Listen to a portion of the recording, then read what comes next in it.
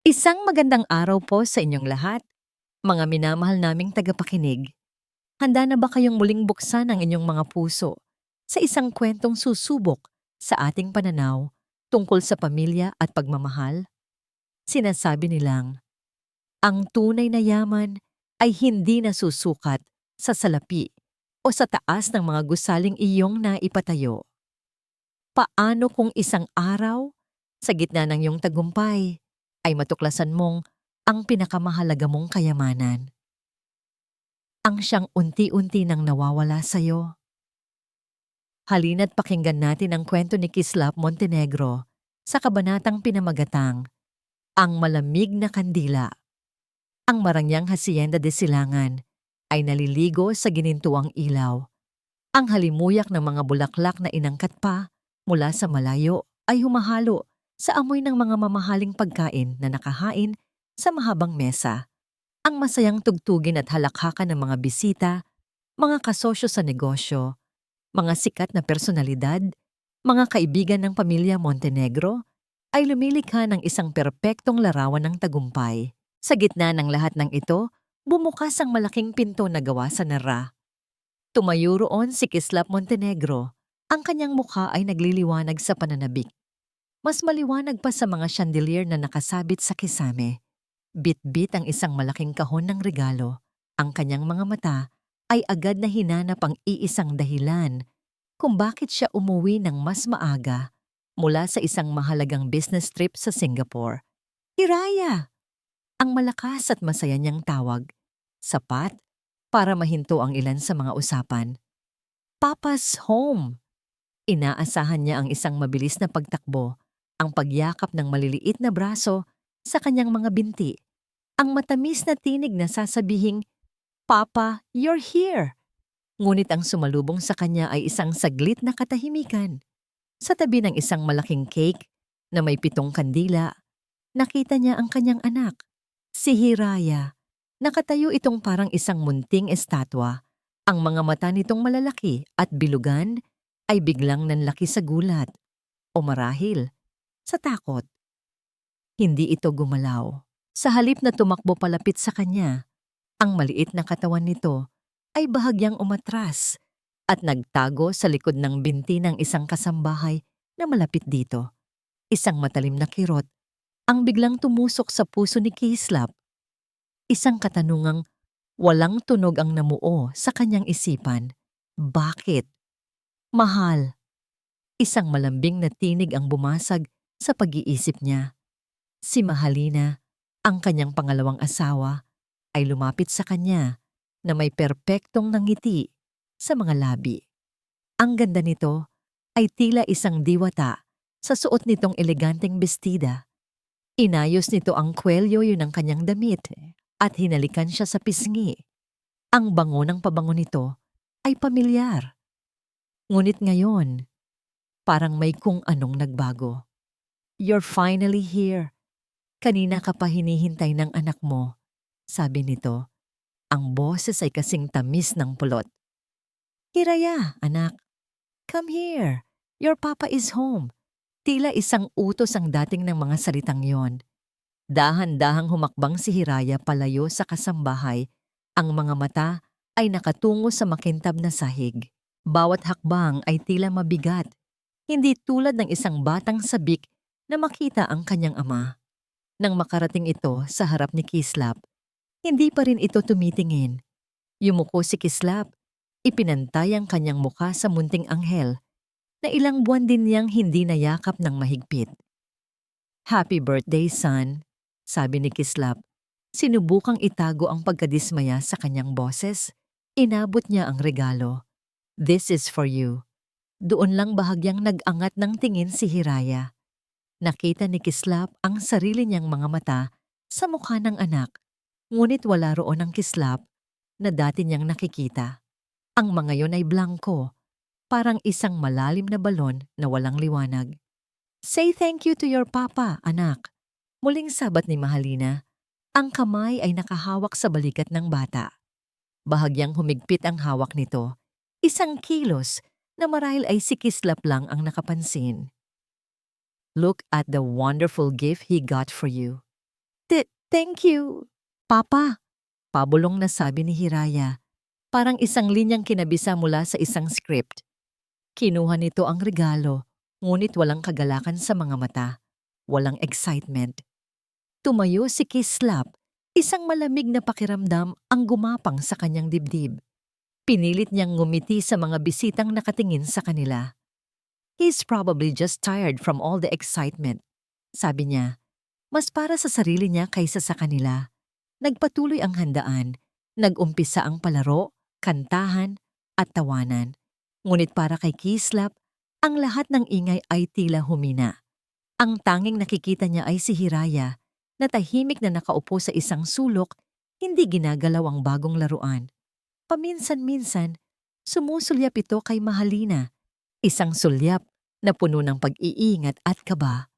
Dumating ang oras ng pag-ihip ng kandila. Okay everyone, let's sing happy birthday for our little prince!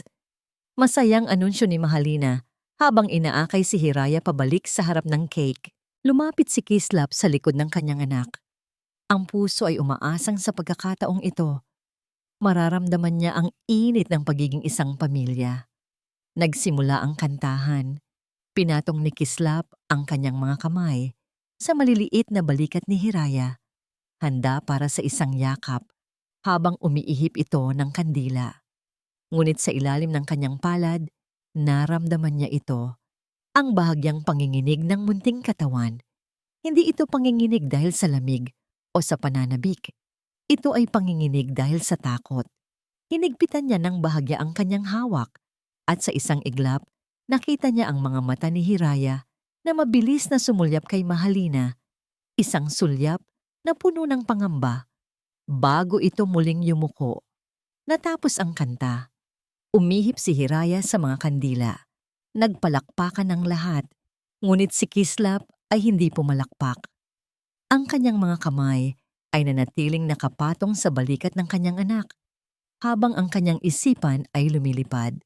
Ang lahat ng maliliit na detalye. Ang pag-atras ni Hiraya kanina, ang mekanikal na pasasalamat, ang panginginig, ang takot sa mga mata, ay nagsimulang magkabuhol-buhol sa kanyang isipan. Bumubuo ng isang larawang ayaw niyang makita. Nang gabing iyon, matapos ihatid ang huling bisita, ang Hacienda de Silangan ay bumalik sa katahimikan. Isang katahimikang mas nakakabingi kaysa sa ingay ng party kanina. Pumasok si Kislap sa silid ni Hiraya. Ang kanyang anak ay mahimbing nang natutulog, ang muka ay payapa, sa ilalim ng dim light mula sa lampshade. Sa wakas, nawala na ang bakas ng takot sa mukha nito.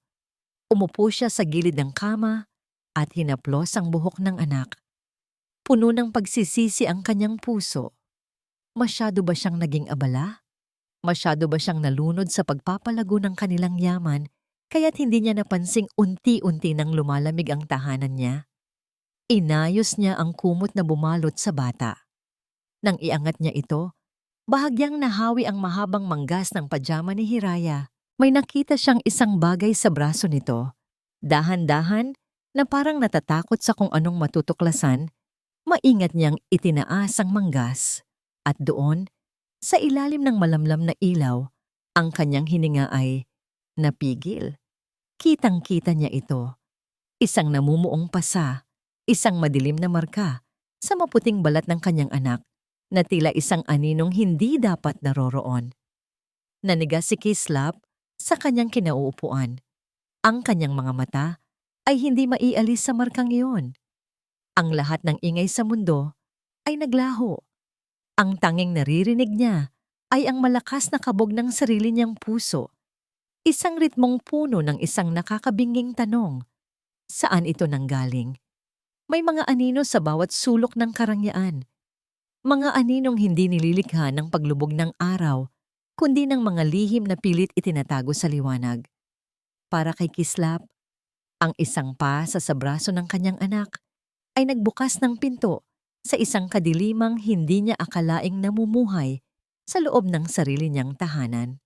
Ngayon, magsisimula na ang kanyang paghahanap ng kasagutan sa mga aninong pang nagsisimula ng magsalita. Hindi nakatulog si Kislap ng gabing iyon. Ang imahe ng pasa sa braso ni Hiraya ay paulit-ulit na naglalaro sa kanyang isipan, isang madilim na markang sumisira sa perpektong larawan ng kanyang pamilya. Bawat pag-ikot niya sa malambot na kama, lalo lamang siyang binabagabag. Ang bawat saglit ng katahimikan ay pinupuno ng mga tanong na walang sagot. Kinabukasan, sinikap niyang maging normal. Ang sikat ng araw na tumatagos sa malalaking bintana ng kanilang dining hall ay tila nangungutya sa namumuong dilim sa kanyang puso. Nakaupo na si Mahalina sa kabisera ng mesa, mukhang sariwa at masigla, isang perpektong ginang sa isang perpektong umaga. "Good morning, mahal!" Bati nito na may matamis na ngiti habang inilalapag ang isang pahayagan sa tabi ng kanyang plato. "Hindi ka ba nakatulog ng maayos? You look tired."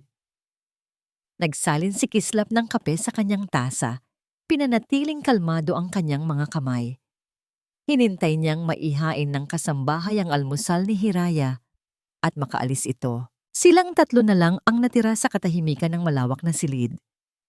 Ito na ang pagkakataon.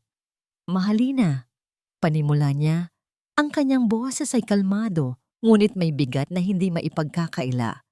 "Napansin ko kagabi, may pasa si Hiraya sa braso. Alam mo ba kung saan galing iyon?"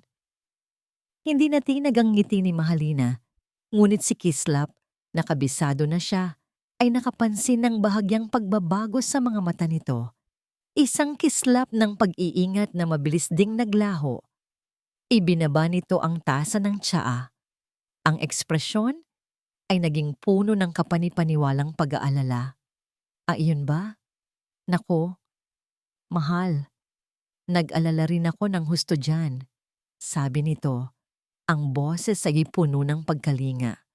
Naglalaro kasi si Hiraya sa may hagdanan noong isang araw, medyo na-excite siguro. Nadulas, buti na lang at galos lang at kaunting pasa ang natamo niya. Nilagyan ko agad ng cold compress. Ang sagot nito ay napakakinis, masyadong perpekto. Tila isang linyang matagal nang inensayo. Tumingin si Kislap kay Hiraya na nakayuko at tinutuhog ang kanyang cereal, hindi nag-aangat ng tingin. "Hiraya, anak," malumanay na tawag ni Kislap. "Masakit ba ang pagkakahulog mo?" Napapitlag ang bata. Ang kutsara ay bahagyang tumama sa gilid ng mangkok. Mabilis itong sumulyap kay Mahalina bago sumagot. Isang sulyap na tumagal lang ng isang segundo, ngunit sapat na para sabihin ang lahat. "Hindi po, Papa," pabulong nitong sagot sa sahig. "Okay lang po ako." "See? He's a brave boy," sabat ni Mahalina. Bahagyang tumawa. Inabot nito ang kamay at hinaplos ang buhok ni Hiraya. Nakita ni Kislap ang bahagyang pag-igtad ng kanyang anak sa haplos na yon. "Huwag ka nang mag-alala, mahal. Kids will be kids. They run, they fall. It's normal." Hindi na kumibo si Kislap. Sinubukan niyang maniwala. Gusto niyang paniwalain ang sarili na praning lang siya, na ito ay dala lang ng pag-aalala ng isang amang tagal na nawalay. Ngunit ang anino ng pagdududa ay naitanim na at nagsisimula na itong lumago sa kanyang isipan. Buong umaga, nagpa siya si Kislap na manatili sa bahay. Sinabi niyang may kailangan siyang ayusing mga papeles, ngunit ang totoo, siya ay nagmamasid. Pinagmamasdan niya ang bawat kilos, bawat tingin, bawat salita. At ang mga nakikita niya ay lalong nagpapalamig sa kanyang kalooban. Nakita niya si Hiraya na nag-iisang naglalaro sa malawak na playroom, napapaligiran ng pinakamamahaling mga laruan. Ngunit walang kagalakan sa bata. Nakaupo lang ito, mekanikal na pinagpapatong ang mga building blocks, walang sigla ng isang normal na bata. Pumasok si Kislap. "Anak, how about we play with your new robot, the one I got you?" Nag-angat ng tingin si Hiraya, may bahagyang kislap sa mga mata. Ngunit sa sandaling iyon, pumasok si Mahalina. May dalang tray ng juice at cookies. "Oh, nandito pala kayo," sabi nito. Ang ngiti ay hindi pa rin nawawala. "Hiraya anak, magmeryenda ka muna. You must be tired from playing." Ibinaba nito ang tray at umupo sa pagitan nilang mag-ama. Isang hindi nakikitang harang. "I was just asking Hiraya if he wants to play with his new toy," sabi ni Kislap, pinipilit na maging normal ang tono. "Naku, naglaro na siya dyan kanina. Baka nagsawa na." Mabilis na sagot ni Mahalina para sa bata. "Di ba anak? You want to rest for a while, right?" Tinitigan ni Kislap ang kanyang anak, naghahanap ng tunay na sagot. Ngunit tumango lamang si Hiraya, ang mga mata ay muling ibinaba. Walang salitang lumabas sa bibig nito. Si Mahalina na ang sumagot ng lahat para sa kanya. Ang presensya nito ay bumabalot sa buong silid, matamis ngunit nakakasakal. Kontrolado ang lahat sa pamamagitan ng isang ngiti. Kalaunan, habang naglalakad sa pasilyo, hindi sinasadyang naririnig ni Kislap ang bulungan ng dalawang kasambahay na naglilinis sa isang kalapit na silid. Bahagyang nakaawang ang pinto. "Hindi na talaga tulad ng dati," sabi ng isa. Oo nga, simula nang, alam mo na, naging kakaibang tahimik, nakakaawa ang bata." Sagot naman ng pangalawa. Huminto si Kislap. Gusto pa sana niyang makinig, ngunit saktong lumingon ang isang kasambahay at nakita siyang nakatayo roon. Nanlaki ang mga mata nito sa takot. Mabilis nitong sinenyasan ng kasama at kapwa sila nagmamadaling yumukod at halos patakbong umalis, nag-iwan ng isang nakakailang na katahimikan. Kakaibang tahimik. Ang mga salitang iyon ay umuumalingongaw sa isipan ni Kislap. Kinumpirma nito ang kanyang nararamdaman. Hindi lang malungkot ang kanyang anak. Ito ay takot. At ganoon din ang mga kasambahay. Nang gabing iyon, matapos matiyak na mahimbing ng natutulog sina Mahalina at Hiraya, tinungo ni Kislap ang kanyang home office. Kumakabog ang kanyang dibdib. May isang huling bagay siyang kailangang tiyakin. Umupo siya sa kanyang silyang gawa sa katad at binuksan ang computer. Sa ilang pindot lang, na-access niya ang high-tech security system ng buong mansyon. Kayang i-record nito ang lahat ng nangyayari sa loob at labas ng hasyenda. Naalala niya ang sinabi ni Mahalina na ang insidente ay nangyari noong isang araw. Isang malabong sagot, ngunit meron siyang kutob.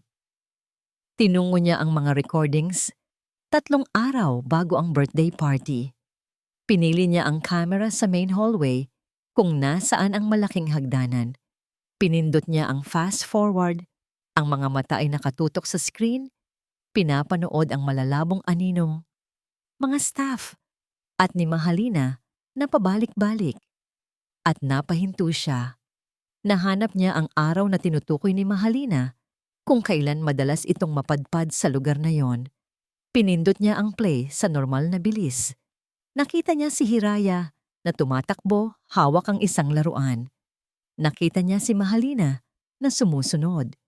Pinigil niya ang kanyang hininga. Naghihintay sa sandaling iyon.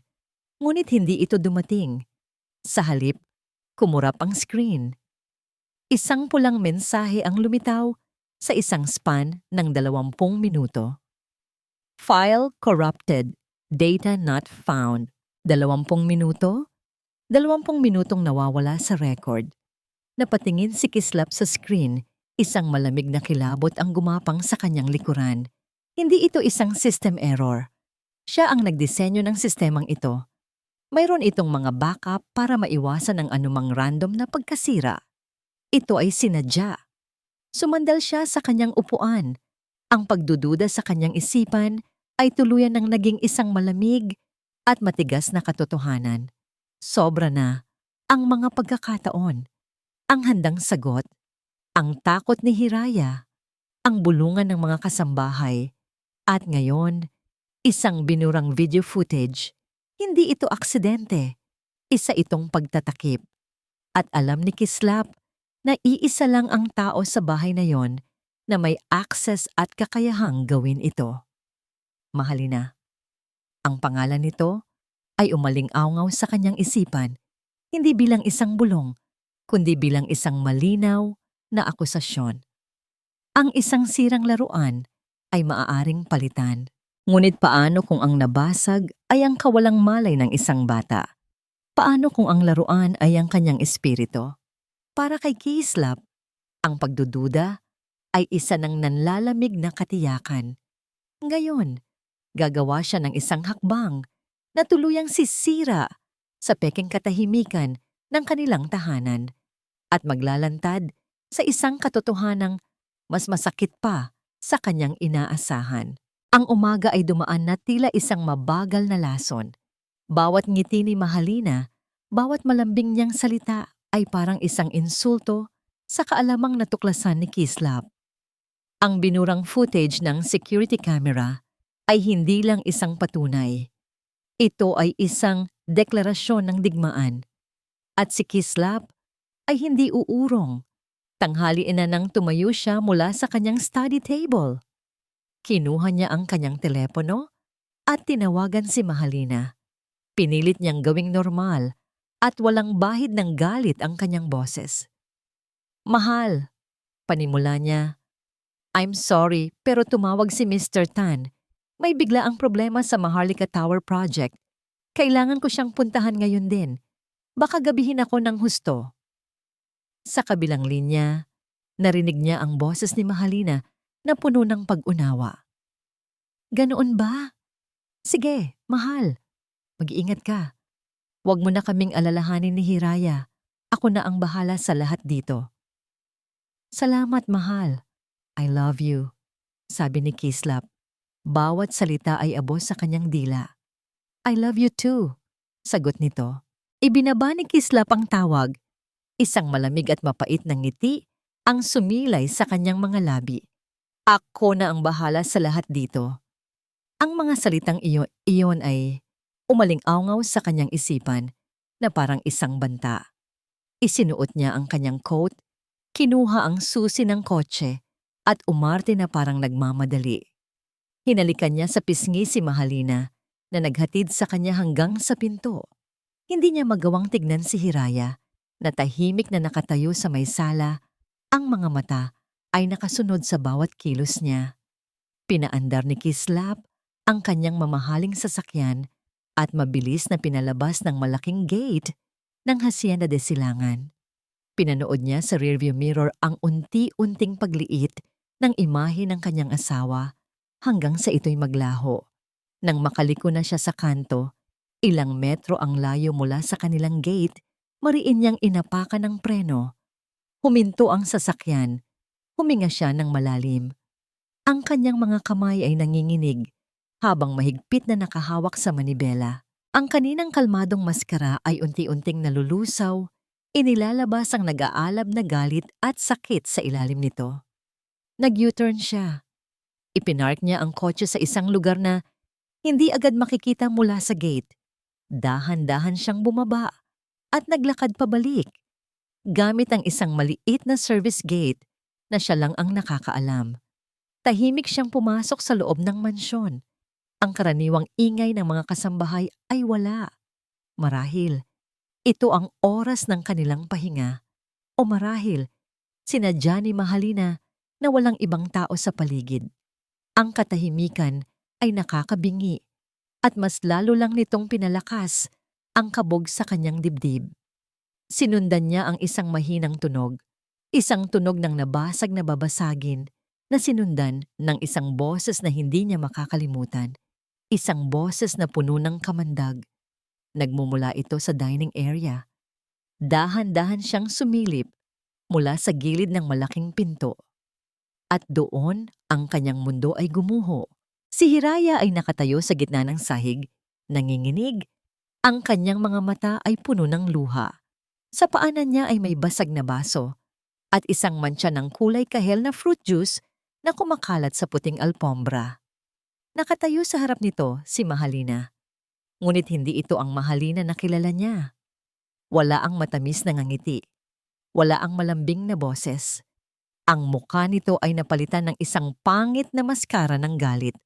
Ang mga mata nito ay nanlilisik, parang isang ahas na handang manuklaw.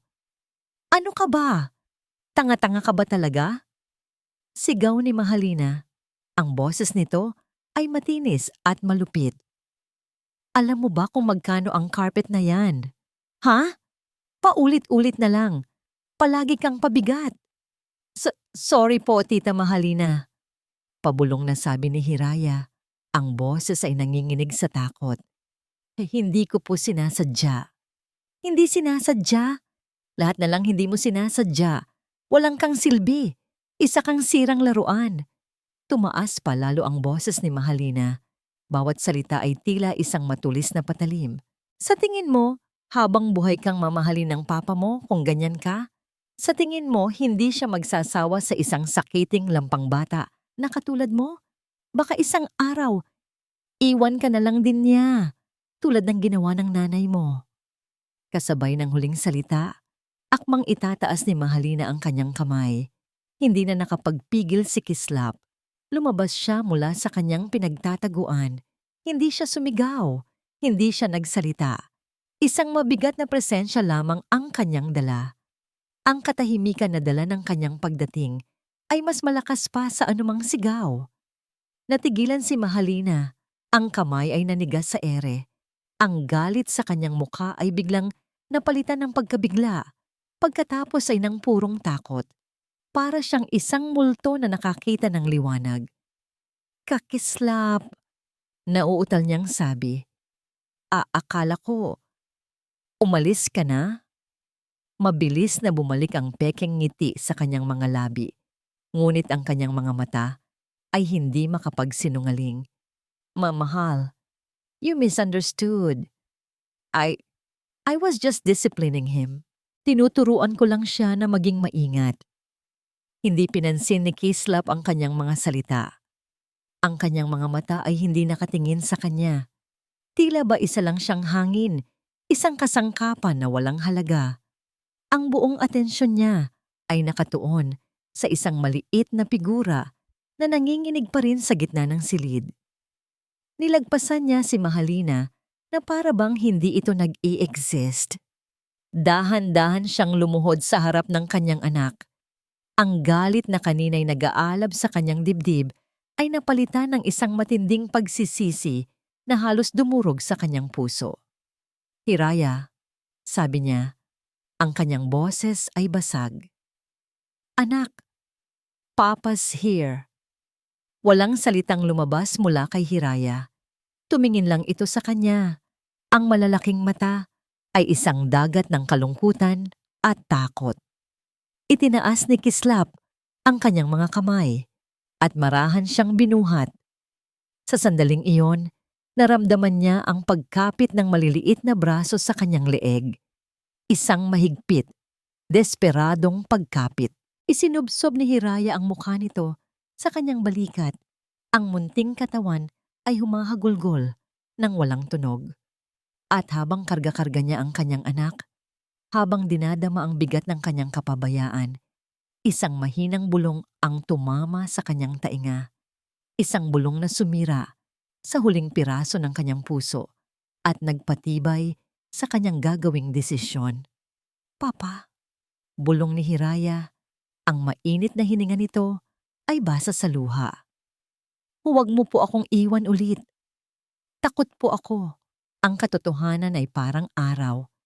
Gaano man katagal itong takpan ng mga ulap, darating ang sandaling sisikat at sisinag din ito. Para kay Kislap, ang paghahanap sa katotohanan ito ay hindi na lamang isang pagdududa, kundi isang panata. Isang pangakong binitawan niya sa sarili, habang yakap ang nanginginig na katawan ng kanyang anak. Ngayon, hahakbang siya sa dilim para hanapin ang liwanag. Gaano man kasakit ang kanyang matutuklasan. Hindi na bumalik si Kislap sa Hacienda de Silangan matapos ang komprontasyon. Isinakay niya si Hiraya sa kotse at habang papalayo sila sa malaking gate, naramdaman niya ang pagkalas ng isang mabigat na tanikala sa kanyang puso. Ngunit napalitan din ito ng isang matinding bigat ng pagsisisi. Tahimik lang sila sa loob ng sasakyan. Si Hiraya ay nakaupo sa passenger seat, nakatingin sa labas ng bintana. Ang mga bakas ng luha ay tuyo na sa kanyang mga pisngi. Si Kislap naman ay mahigpit ang hawak sa manibela. Ang kanyang mga daliri ay namumuti sa diin. Bawat kilometrong inilalayo nila ay 1 kilometrong pag-amin sa kanyang sariling pagkukulang. Anak! Basag ni Kislap sa katahimikan. Ang boses ay malumanay. Gutom ka na ba? May gusto ka bang kainin? Umiling lang si Hiraya nang hindi lumilingon. Gusto mo bang mamasyal? Muling tanong ni Kislap, desperadong makahanap ng paraan para maibalik ang kahit katiting na kislap sa mga mata ng kanyang anak. Sa pagkakataong ito, dahan-dahang lumingon si Hiraya, ang mga mata ay nagtatanong, tila hindi makapaniwala. Isang maliit na tango lang ang kanyang isinagot. Dinala ni Kislap ang anak sa isang malaking amusement park sa labas ng syudad. Ang ingay ng masayang musika, ang hiyawan ng mga taong nakasakay sa roller coaster, ang amoy ng popcorn at cotton candy. Lahat ay kabaligtaran ng nararamdaman nilang mag-ama. Sa simula, si Hiraya ay mahigpit ang kapit sa kamay ni Kislap, tila takot na mawalay.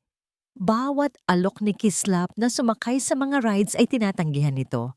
Ngunit hindi sumuko si Kislap, naging matiyaga siya. Ibinili niya ito ng ice cream. Pagkatapos, dinala niya sa isang booth ng laro kung saan kailangan lang bumaril ang water gun. Sa una, ayaw ni Hiraya. Ngunit nang makita niyang si Kislap mismo ang naglalaro at natatawa sa sarili nitong kapalpakan, isang munting ngiti ang sumilay sa labi ng bata. Isang ngasang ngiti na tila matagal nang nakakulong. Sige na anak, try mo, sabi ni Kislap. It's okay, kahit hindi mo matamaan. Nag-aalangang kinuha ni Hiraya ang water gun. Pumikit ito at pumindot. Isang mahinang tunog ang narinig at isang maliit na stuffed toy na aso ang nahulog. Nanlaki ang mga mata ni Hiraya. Pagkatapos, isang tunay na tawa ang kumawala mula sa kanyang bibig. Isang tunog na, para kay Kislap, ay mas matamis pa sa pinakamagandang musika sa mundo. Buong hapon silang naglaro, sumakay sa carousel, kumain ng hotdog. Unti-unting nawawala ang takot sa mga mata ni Hiraya at napapalitan ito ng kagalakan ng isang batang ngayon lang muling nakalaya. Habang pauwi na sila, nakatulog si Hiraya sa sasakyan. Yakap-yakap ang napanalunang stuffed toy. Tinitigan ni Kislap ang payapang mukha ng anak. Ang determinasyon sa kanyang puso ay lalong tumibay. Gagawin niya ang lahat para maprotektahan ang ngiting iyon. Nang makahanap siya ng isang disenteng hotel para pansamantala nilang matuluyan at matapos niyang maihiga nang maayos si Hiraya, lumabas siya sa balkonahe at kinuha ang kanyang telepono. Oras na para sa susunod na hakbang. Mayroon siyang numero ng isang kilalang child psychologist, si Dr. Elena Alcaraz, na minsan na niyang nakausap sa isang charity event. Pikit mata siyang nagdial. Dr. Alcaraz, Kislap Montenegro po ito. Panimula niya nang may sumagot. I need your help. It's about my son. Kinabukasan, habang si Hiraya ay pansamantalang inaalagaan ng isang trusted staff mula sa kanyang opisina na pinapunta niya sa hotel, nakipagkita si Kislap kay Dr. Alcaraz sa isang tahimik na coffee shop. Ikinuwento niya ang lahat, ang pagiging distant ni Hiraya, ang takot nito kay Mahalina, ang nasaksihan niya sa dining room. Makinig na nakinig ang doktora, ang kanyang mukha ay seryoso. Mr. Montenegro, sabi nito matapos marinig ang lahat, ang mga sintomas na ipinapakita ng anak ninyo, ang pagiging withdrawn, ang matinding takot sa pagkakamali, ang palaging pagsulyap sa authority figure bago sumagot, ay mga classic signs ng isang batang nakakaranas ng emotional at verbal abuse. Ang trauma ay hindi laging nag-iiwan ng pisikal na marka. Minsan, ang mga sugat na pinakamalalim ay ang mga hindi nakikita. Bawat salita ng doktora ay tila isang suntok sa sikmura ni Kislap. Kinumpirma nito ang lahat ng kanyang kinatatakutan. Hindi lang ito imahinasyon, ito ay totoo. What do I do? Tanong ni Kislap. Ang boses ay puno ng desperasyon. Ang pinakamahalaga ngayon ay ang maramdaman niyang ligtas siya. Payo ng doktora. At kailangan ninyong mag-ipon ng mas matibay na ebidensya. Ang mga ganitong kaso ay mahirap patunayan sa korte kung walang testimonya. Testimonya. Yun ang huling piraso na kailangan niya. Pagbalik sa hotel, binuksan ni Kislap ang kanyang laptop. Hinalungkat niya ang kanyang mga lumang files, ang mga payroll records mula 2 taon na ang nakalipas. Hinanap niya ang mga pangalan ng mga kasambahay na bigla na lang nag-resign o tinanggal sa hindi malinaw na dahilan simula nang dumating si Mahalina. Isa-isang lumabas ang mga pangalan at isang pangalan ang umagaw sa kanyang pansin. Esther de Guzman. Si Manang Esther. Ang pinakamatagal nilang kasambahay, ang yaya ni Hiraya mula pa noong sanggol ito. Naalala niya kung gaano ito kamahal ng kanyang anak. Naalala rin niya ang bigla nitong pag-alis 1 taon na ang nakalipas. Ang sabi ni Mahalina noon ay umuwi na ito sa probinsya para mag-alaga ng mga apo. Hinanap niya ang contact number nito sa lumang file. Nanginginig ang kanyang kamay habang nagdadial. Ilang beses itong nagring bago may sumagot. Hello! Sino to? Isang medyo matandang boses ang sumagot. Nag-aalangan. Manang Esther? Tanong ni Kislap. Pinipilit na pakalmahin ang sarili. Si Kislap po ito. Kislap Montenegro. Natahimik ang kabilang linya. Narinig ni Kislap ang isang mabilis na paghinga. Sir Kislap? Gulat na tanong nito. Bakit po kayo napatawag? May takot sa boses nito. Manang, pakiusap. Kailangan ko po ng tulong ninyo. Sabi ni Kislap. Ang boses ay mababa at puno ng pagsusumamo. Hindi na siya nagpaligoy-ligoy pa. Tungkol po ito kay Hiraya. Si Hiraya po, Manang. Narinig niya ang isang pigil na paghikbi mula sa kabilang linya. Ang alaga ko. Kumusta na po siya, sir? Hindi po siya okay, Manang. At alam kong may alam po kayo. Diretsong sabi ni Kislap. Pakiusap, magkita tayo. Para po kay Hiraya. Muling natahimik si Manang Esther. Ilang sandali itong nag-isip. Tila tinitimbang ang takot at ang pagmamahal sa dati nitong alaga. Sa wakas, isang mahinang sagot ang kanyang binitiwan. Sige po, sir. Para po sa bata. Samantala, pabalik sa Hacienda de Silangan, si Mahalina Salcedo ay hindi mapakali. Kanina pa siya pabalik-balik sa kanyang silid. Ang kanyang perpektong muka ay nababalutan ng pangamba. Ang biglaang pag-alis ni Kislap kasama si Hiraya ay isang malaking problema. Kinuha niya ang kanyang cellphone, hindi ang opisyal niyang numero, kundi isang burner phone na nakatago sa ilalim ng kanyang mga alahas. Nagdial siya ng isang numero. Hello? Sagot ng isang boses ng lalaki sa kabilang linya. Malalim at kalkulado. Nandito na siya sa puntong hindi natin inaasahan. Mabilis na sabi ni Mahalina. Ang boses ay nanginginig sa pinaghalong galit at takot. Umalis siya kanina kasama ang bata. Hindi ko alam kung saan sila nagpunta. Calm down, Mahalina, sabi ng lalaki. How can I be calm? Paano kung may gawin siya? Paano kung magsalita ang bata? Hindi magsasalita ang batang yon. Siniguro mo yan, di ba? Pero iba na ngayon. Nakita niya ako. Sigaw ni Mahalina. Nagsisimula na siyang magduda. Sigurado ako. Kailangan na nating bilisan ang plano. May mga hiwa na hindi naghihilom. Mga sugat na pilit tinatakpan. Ngunit ang sakit ay nanunuot. Hanggang sa kaibuturan ng puso. Sa paghaharap ni Kislap at ng nakaraan, isang katotohanan ang mabubunyag na tuluyang sisira sa lahat ng kanyang nalalaman at maglalantad sa tunay na anyo ng halimaw na nakatira sa kanyang pamamahay. Ang hiwang ito ay hindi lang sa balat. Ito ay isang hiwa sa puso. Isang maliit at simpleng kainan sa gilid ng kalsada sa stand mesa ang kanilang napiling tagpuan. Malayo sa karangyaan ng Maharlika, malayo sa mga matang mapanghusga. Umupo si Kislap sa isang sulok. Ang kanyang mamahaling suit ay tila hindi bagay sa kapaligiran. Bawat segundong lumilipas ay parang isang oras. Bawat tunog ng sasakyan sa labas ay nagpapakaba sa kanya. Ilang sandali pa, isang babaeng may edad na may mga guhit ng pagod at hirap sa mukha, ang maingat na pumasok sa pinto. Ang dating masiglang si Manang Esther ay tila nadagdagan ng 10 taon. Nang magtama ang kanilang mga mata, nakita ni Kislap ang takot sa mga ito.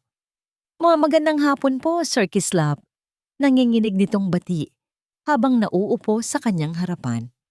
Manang Esther, salamat sa pagdating ninyo, sabi ni Kislap. Sinubukang gawing pinakamalumanay ang kanyang boses. Huwag po kayong matakot. Gusto ko lang pong magtanong. Niyakap ni Manang Esther ang sarili nitong mga braso na para bang nilalamig. Tungkol po ba saan, sir? Tungkol kay Hiraya. Diretsong sabi ni Kislap. Manang, kayo ang nag-alaga sa kanya mula sanggol. Kayo ang mas nakakakilala sa kanya. Anong nangyari? Bakit bigla na lang kayong umalis? Nakita ni Kislap ang pagbabago sa mukha ng matanda. Ang takot ay nahaluan ng pait at lungkot. Nag-umpisang mamuo ang mga luha sa gilid ng kanyang mga mata. Pinasabi po ni Ma'am Mahalina na uuwi na ako sa probinsya. Mahina niyang sagot. Pero ang totoo po, sir, tinanggal niya ako. Bakit? Maring tanong ni Kislap. Dahil po may mga nakikita ako. Umagos na ang mga luha ni Manang Esther. Sir, noong una, akala ko normal lang. Mahigpit si Ma'am Mahalina, oo. Pero habang tumatagal, lalo na kapag wala kayo, ibang-iba po siya sa bata. Humigpit ang pagkuyom ng kamao ni Kislap sa ilalim ng mesa. Anong ginagawa niya? Mga salita po, sir? Mga masasakit na salita. Humikbi ang matanda. Kapag nagkakamali si Hiraya kahit sa maliliit na bagay, tinatawag niya itong pabigat, walang silbi. Minsan po, kapag hindi nauubos ng bata ang pagkain, hindi niya ito papakainin sa susunod na oras. Palagi niyang sinasabi na, iiwan niyo rin daw ang bata kapag nalaman niyong hindi ito perpekto. Bawat salita ni Manang Esther ay isang saksak sa puso ni Kislap. Ang mga piraso ng palaisipan, ang takot sa mga mata ni Hiraya, ang pagiging tahimik nito ay nagkakaroon na ng anyo. Isang napakapangit na anyo. May isa pa po. Pagpapatuloy ni Manang Esther. Ang boses ay naging isang pabulong na puno ng takot. Yung peklat po sa braso niya, yung malaki. Napatingin si Kislap, ang kanyang buong katawan ay nanigas. Ang sabi ni Mahalina, nahulog siya sa hagdan. Isang mapait na tawa ang kumawala sa matanda. Hindi po hagdan ang bumagsak sa kanya, sir. Kamay po ni Ma'am Mahalina. Natahimik si Kislap. Ang hangin sa kanyang baga ay tila naubos. Naalala ko pa po ang araw na yon. Pagbabalik tanaw ni Manang Esther, ang mga mata ay nakatingin sa malayo. Sa isang madilim na alaala. Naglalaro po si Hiraya sa sala. Aksidente niyang natabig yung pabango ni Ma'am Mahalina. Yung pinakamahal niya, nabasag po sa sahig. Pagkakita po ni Ma'am Mahalina, nagdilim po ang mukha niya. Hindi ko pa po siya nakitang ganoon kagalit. Hayop ka! Alam mo ba kung gaano kamahal yan? Yan po ang sigaw niya. Sinubukan ko pong awatin, sir. Sabi ko ako na ang magbabayad. Pero hindi po siya nakinig. Hinablot niya po ng napakahigpit ang braso ni Hiraya. Ang boses ni Manang Esther ay nanginginig na sa tindi ng emosyon. Itinulak niya po ng malakas ang bata. Malakas po talaga. Sa malas, Tumama po ang braso ni Hiraya sa gilid ng mesang salamin. Isang hiwa po, sir. Malalim. Dumaloy po ang dugo. Napapikit si Kislap. Ang kanyang panga ay nagngangalit. Ang imahe ay nabubuo sa kanyang isipan. Ang sigaw ng kanyang anak. Ang dugo. Ang takot. Ang mas masakit po, sir. Pagpapatuloy ng matanda. Hindi niya po agad dinala sa ospital si Hiraya. Ang una niya pong ginawa ay takutin ang bata. Lumuhod po siya sa harap ng umiiyak na si Hiraya at sinabing, "Makinig ka sa akin. Nahulog ka sa hagdan. Naintindihan mo? Pag nagsalita ka, mas malala pa rito ang gagawin ko sa'yo. At sisiguraduhin kong magagalit sa'yo ang papa mo." Pagkatapos po noon, ako ang sinisi niya. Pinalabas niyang ako ang nagpabaya kaya ako tinanggal. Hindi na makapagsalita si Kislap. Isang nag-aalab na galit na hindi niya pa naramdaman kailanman ang sumunog sa kanyang dibdib. Tinupok ang lahat ng natitirang pagtingin niya kay Mahalina. Ngunit sa ilalim ng galit na yon ay isang napakalalim na hukay ng pagkakasala. Wala ako. Wala ako sa tabi niya. Bakit? Bakit ngayon niyo lang sinabi sa akin, Manang? Halos pabulong niyang tanong. Tinakot niya po ako, sir. Sabi niya, sisirain niya ang buhay ko. Mayaman po siya, maimpluwensya. Sino pong maniniwala sa isang katulad ko? May dinukot si Manang Esther mula sa kanyang lumang handbag. Isang luma, mumurahing cellphone. Inilapag niya ito sa mesa sa pagitan nilang dalawa. Natakot po akong ibigay ito kahit kanino, sir. Pero itinago ko. Hindi ko po na video. Pero noong araw na yon, habang sumisigaw po siya, napindot ko po ang record sa telepono ko. Tinitigan ni Kislap ang telepono na para bang isa itong bomba. Ito na. Ang huling pako sa kabaong. Dahan-dahan niyang inabot ito. Ang kanyang mga daliri na sanay humawak ng mga kontrata at blueprints na nagkakahalaga ng milyon-milyon ay nanginginig habang hinahawakan ang maliit na device. Nandyan po ang sigaw niya. Sabi ni Manang Esther, nahanap ni Kislap ang audio file. Ang kanyang hinlalaki ay naglalayag sa ibabaw ng play button, nag-aalangan, natatakot sa maririnig. Ngunit kailangan niya. Kailangan niyang marinig ang boses ng demonyo. Huminga siya ng malalim at mariing pinindot ito. Ang tunog ng isang sigaw, minsan, ay sapat na para gisingin ang isang natutulog na higante. Sa mga kamay ni Kislap, ang audio recording ay hindi lamang isang ebidensya. Ito ay isang sandata. Ngunit ang bawat digmaan ay nangangailangan ng paghahanda. At sa digmaang ito, ang pinakamatalas na patalim ay ang pagtitimpi. At ang pinakamatibay na baluti ay ang pagkukunwari. Magsisimula na ang paghahanda para sa digmaan. Ang biyahe ni Kislap pabalik sa hotel ay balot ng isang nakabibinging katahimikan. Hindi nagalit ang nangingibabaw sa kanya, kundi isang malamig at matigas na determinasyon. Ang audio recording mula sa luma at mumurahing cellphone ni Manang Esther ay tumutugtog ng paulit-ulit sa kanyang isipan. Ang malupit na sigaw ni Mahalina, ang takot sa boses ng kanyang anak. Tapos na ang pag-iyak. Tapos na ang pagsisisi. Oras na para lumaban. Kinaumagahan matapos ihatid si Hiraya sa isang play school na may kasamang pinagkakatiwalaang security, tinungo ni Kislap ang opisina ng kanyang abogado. Si Attorney Damian Robles, isang matalik na kaibigan at isa sa pinakamahuhusay na abogado sa bansa. Inilatag ni Kislap ang lahat sa ibabaw ng makintab na mesa ni Damian. Ang kanyang mga suspetsa, ang testimonya ni Manang Esther, at ang maliit na cellphone. Walang emosyon niyang pinindot ang play. Habang tumutugtog ang recording, nakita ni Kislap ang pagbabago sa mukha ng kanyang kaibigan. Ang professional na ngiti nito ay napalitan ng seryosong pagkunot ng noo. At pagkatapos, ay nang hindi maitagong galit. Nang matapos ang recording, isang mabigat na katahimikan ang bumalot sa silid. Hayop siya! Basag ni Damian sa katahimikan. Ang boses ay puno ng panggigigil. Kislap, this is more than enough.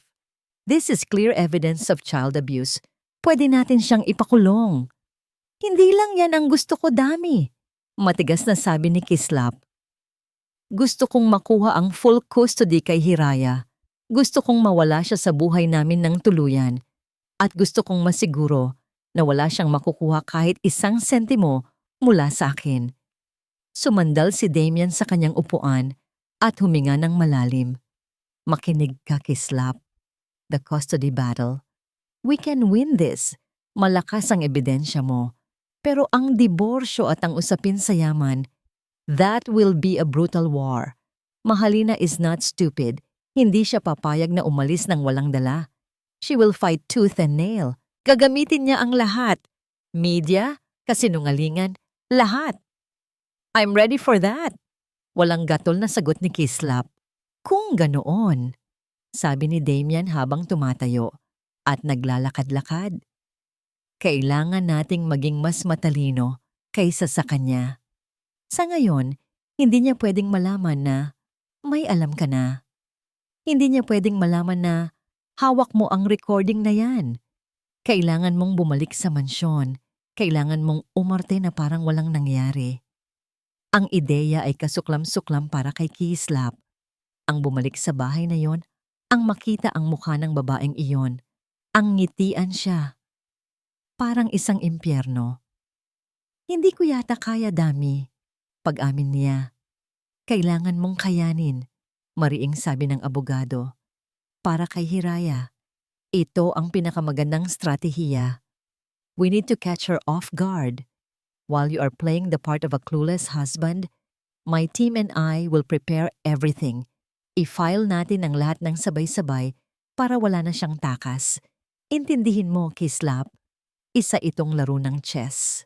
At hindi tayo pwedeng gumawa ng maling hakbang. Ang pagbabalik sa Hacienda de Silangan ay ang pinakamahirap na bagay na ginawa ni Kislap sa buong buhay niya. Bawat sulok ng mansyon ay tila sumisigaw ng mga kasinungalingan at pagtataksil. Nadatnan niya si Mahalina sa sala, nagbabasa ng isang fashion magazine.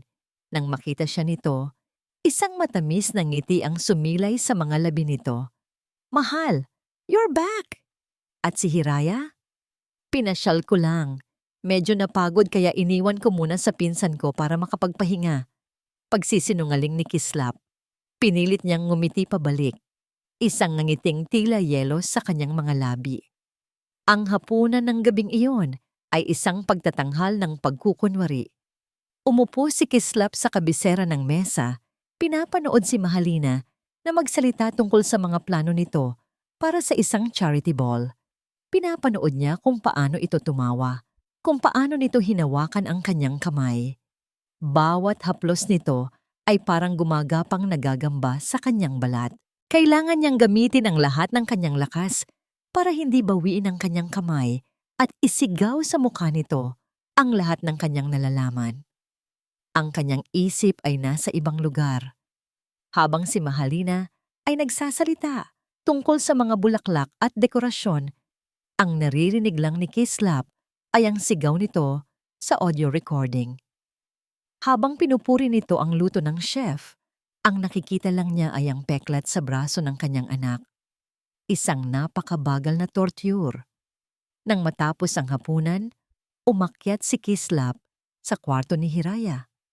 Kahit wala ang bata, doon siya nagtungo. Umupo siya sa gilid ng kama, hinaplos ang unan kung saan dati nahihimbing ang kanyang anak. Ang amoy ng baby powder ay naroon pa rin. Dito, sa katahimikan ng silid, malayo sa mga mapanlinlang na mata ni Mahalina, hinayaan ni Kislap ang sarili na damhin ang lahat. Ang galit, ang sakit, ang pag-ibig para sa kanyang anak. Ipinikit niya ang kanyang mga mata at bumulong sa hangin. Isang tahimik na panata na tanging siya at ang mga pader ng silid ang nakarinig. Anak, konting tiis na lang. Babawinin kita. Pangako yan ni Papa. Aalis tayo sa impyernong ito. Nang bumalik siya sa kanilang master's bedroom, sinubukan niyang umarte na pagod na. Ngunit bago siya makahiga, tumunog ang kanyang cellphone. Isang email notification mula kay Attorney Damian Robles. Ang subject line ay nakasulat sa malalaking letra, Urgent. Check company accounts now. Napakunot ang noo ni Kislap. Mabilis niyang binuksan ang kanyang laptop. Ang puso ay biglang kumabog ng malakas. Nag-login siya sa corporate banking portal ng Montenegro Corp. Dumiretso siya sa statement of accounts. At doon, ang kanyang dugo ay tila nagyelo. Isang malaking transaksyon ang nakarehistro, may petsang kahapon lang. Isang fund transfer, 100 milyong piso. Inilipat mula sa isa sa mga pangunahing account ng kumpanya patungo sa isang hindi pamilyar na offshore account. Ang transaksyon ay may digital authorization at ang pangalang nakalagay sa ilalim nito ay sa kanya, Kislap Montenegro. Ngunit hindi niya ito ginawa. Alam niyang iisa lang ang taong may access, kaalaman, at katapangang gawin ito sa likod niya. Nagsimula na pala ang digmaan bago pa man niya ihanda ang kanyang mga sundalo. At ang unang bala ay itinira na pala, diretso sa kanyang likod. Sa isang digmaan, ang unang umatake, ang siyang may hawak ng kalamangan. Para kay Kislap, habang inihahanda niya ang kanyang mga sandata sa dilim, hindi niya namalayang ang kalaban pala ay matagal nang nakapwesto sa liwanag, handa nang magpakawala ng unang bala. At ang balang ito ay hindi lang tatama sa kanyang yaman, kundi sa kanyang pangalan. At higit sa lahat, sa kanyang puso bilang isang ama, ang unang patak ng dugo ay nagsimula ng umagos. Ang screen ng laptop ay tila isang bintana sa kanyang sariling pagkawasak. 100 milyong piso. Ang kanyang digital na pirma. Isang krimen na hindi niya ginawa, ngunit may tatak ng kanyang pangalan. Bago pa man makapag-isip si Kislap ng susunod na hakbang, ang kanyang cellphone ay nag-umpisang mag-vibrate ng walang tigil sa ibabaw ng mesa. Pangalan ng kanyang Chief Financial Officer. Pangalan ng mga miyembro ng board, mga numero mula sa hindi kilalang media outlets, sunod-sunod, walang patid, isang digital na pag-atake, may masamang kutob na gumapang sa kanyang dibdib. Nanginginig niyang sinagot ang tawag mula sa kanyang CFO. Frank, what the hell is happening? Kislap, thank God you answered. Buksan mo ang TV, any news channel, now. Sigaw ni Frank mula sa kabilang linya. Ang boses ay puno ng pagkasindak. Mabilis na kinuha ni Kislap ang remote at binuksan ang malaking telebisyon sa loob ng silid. At doon, sa primetime news, nakita niya ang kanyang sariling mukha. Isang seryosong larawan niya, katabi ng nagliliyab na headline, higanteng negosyanteng si Kislap Montenegro, inaakusahan ng embezzlement at domestic violence. Nanigas si Kislap, ang kanyang hininga ay tila ninakaw. Isang kilalang news anchor ang seryosong nag-uulat. Ayon sa isang exclusive report na nakuha ng aming istasyon, sinasabing nagkaroon ng malawakang paglilipat ng pondo mula sa Montenegro Corporation patungo sa isang personal offshore account ni Mr. Montenegro na nagkakahalaga ng 100 milyong piso. Kasabay nito, isang reklamo rin ang inihain laban sa kanya ng kanyang asawang si Gingawang Mahalina Salcedo Montenegro para sa di umanong paulit-ulit na pisikal at emosyonal na pang-aabuso. Ipinakita sa screen ang mga dokumento, mga pekeng bank statement na may pirma niya, isang medical certificate na nagpapakita ng mga pasadi umano ni Mahalina at isang kopya ng sinumpaang salaysay nito. Sa salaysay, isinasalaysay ni Mahalina sa pinakadetalyadong paraan kung paano siya naging biktima ng isang marahas at hindi kontroladong asawa. Isang asawang hindi lang nananakit sa kanya, kundi pati na rin sa sarili nitong anak. Isang kasinungalingan, isang perpektong pagbaliktad sa katotohanan, Ginamit nito ang sarili niyang krimen laban sa kanya. Siya ang gumawa ng pasa, ngunit si Kislap ang naging kontrabida. Kislap, the stocks are plummeting. We're in free fall. Sigaw ni Frank sa telepono. Ibinaba ni Kislap ang tawag. Tila isang manunood siya sa sarili niyang pagguho. Ang imperyong binuo niya sa loob ng 20 taon ay guguho sa loob lang ng isang gabi. Dahil sa mga kasinungalingang binuo sa isang mamahaling opisina ng isang abogado. Biglang bumukas ang pinto. Pumasok si Mahalina. Ang muka ay balot ng pekeng pag-aalala. Ang mga mata ay namumugto na para bang kagagaling lang sa matinding pag-iyak. Kislap! Nakita mo na ba ang balita? Hindi ko alam kung paano ito nakuha ng media. Ito na ang kinatatakutan ko. Sabi nito. Ang boses ay nanginginig. Isang napakagaling na pagganap. Ngunit hindi na nalilang si Kislap. Tinitigan niya ito. Ang kanyang mga mata ay malamig na parang yelo. Nakita niya ang isang bahagyang kislap ng tagumpay sa likod ng mga pekeng luha. Ikaw ang may gawa nito, sabi ni Kislap. Ang boses ay kalmado ngunit puno ng panganib. Anong sinasabi mo? Umiiyak na tanong ni Mahalina. Paano mo nagagawang pagbintangan ako sa ganitong sitwasyon? Bago pa man makasagot si Kislap, may kumatok ng malakas sa pinto ng kanilang silid. Isa sa mga security guard ng mansyon. Sir, ma'am, may mga bisita po kayo mula sa korte. Nagkatinginan sila. Alam na ni Kislap kung ano ito. Pagbaba nila sa grand staircase, 2 unipormadong lalaki at isang babaeng nakasuot ng barong ang naghihintay sa kanila sa foyer.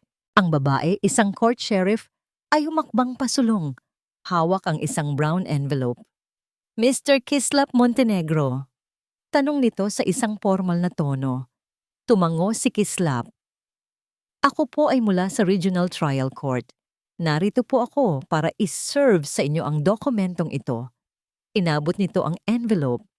Ito po ay isang Temporary Restraining Order o TRO na in-issue ng korte. Binuksan ni Kislap ang envelope kahit alam na niya ang nilalaman nito. Ang mga legal na salita ay lumukso sa pahina. Ipinagbabawal si Kislap Montenegro na lumapit sa layong 100 metro mula kay Gangeta Mahalina Salcedo Montenegro at sa menor de edad na anak na si Hiraya Montenegro dahil sa banta ng karahasan. Agad na pag-alis mula sa conjugal home. Tumayo si Mahalina sa likod ng sheriff. Ang isang kamay ay nakatakip sa kanyang bibig na para bang naguguluhan.